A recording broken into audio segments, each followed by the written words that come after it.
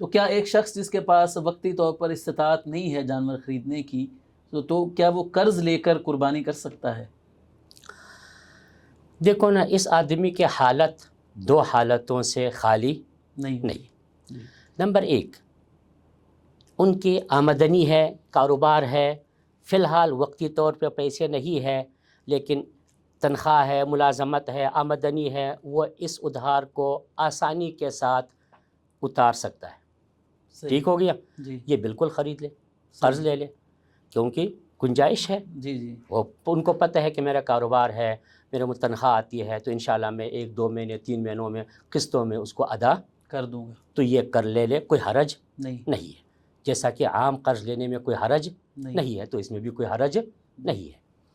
ایک آدمی ہے جن کی آمدنی نہیں ہے، مزدور آدمی ہے، روزانہ اتنا کماتا ہے جس سے بچوں کا خرچہ پورا ہو جائے، وہ قرض لے کر کے قربانی کر لے، یہ جائز نہیں ہے۔ صحیح۔ جب اللہ نے آپ پر فرض نہیں کیا، آپ نے اوپر بوجھ کیوں ڈالتے ہو؟ صحیح، سمجھ آ گئی؟ اور یہ یعنی ان کو پتہ ہے کہ میرے آمدنی اتنے نہیں کہ میں یہ ادھار اتار دوں۔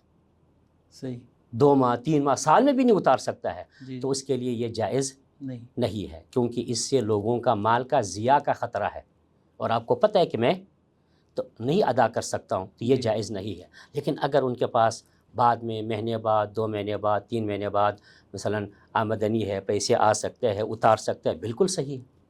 صحیح، عام قرض لینا اگر واجب ہے تو قربانی کے لیے بھی لے سکتے ہیں اور قربانی کر سکتے ہیں، قربانی بھی ادا ہو جائے گی۔